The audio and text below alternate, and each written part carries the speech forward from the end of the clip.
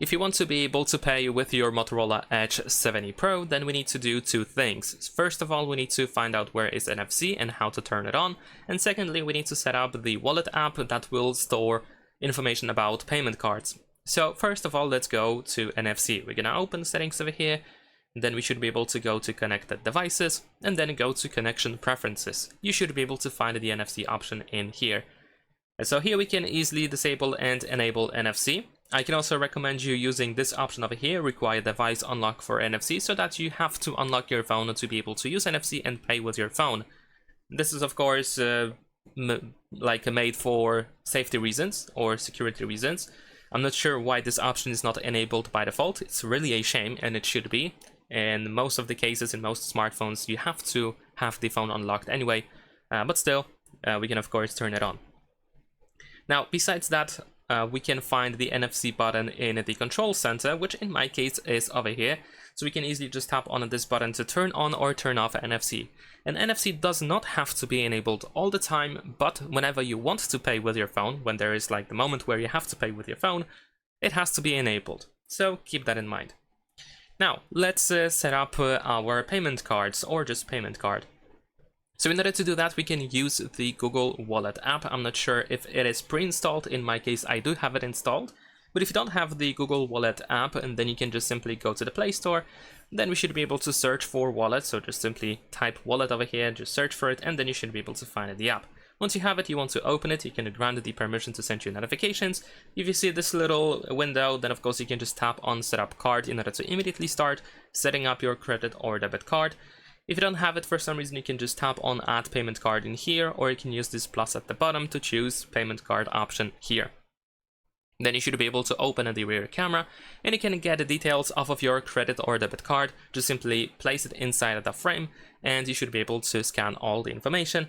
You can also tap on enter details manually at the bottom in case you have issues with scanning the information, so you can fill everything in. We need to provide the card number, the expiry date, and the security code. And then at the bottom we have the save and continue button. So of course, once you fill everything in, use that button and you should be able to add your payment card.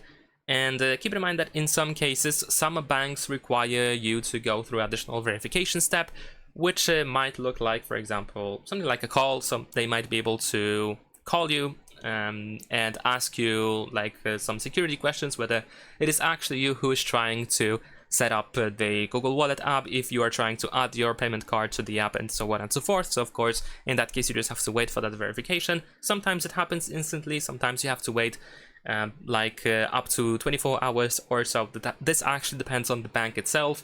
In some cases, that verification doesn't exist, and usually if you just add the payment card to the wallet app, then you can use it straight away.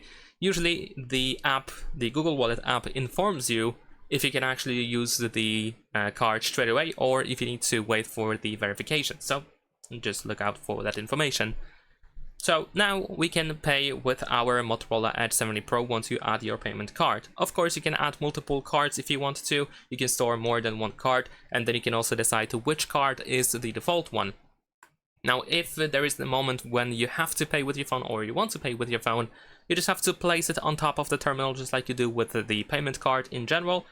And just remember to have NFC enabled. So as I said, NFC must be on whenever you want to make the payment. Secondly, if you had the requirement option enabled in NFC settings, that you have to have the device unlocked, then of course, naturally, your phone must be unlocked as well. And the third thing that you have to remember is that if you want to pay with a card that is not the default one, then you of course have to open the Play Store, the wallet app, in order to choose which card you want to use for that payment. If you have just one card, or if you want to pay with that default card, then you do not have to open the wallet app, and you can just do that even on the home screen, and that is not a problem. And I believe that's pretty much it, so leave a like and subscribe.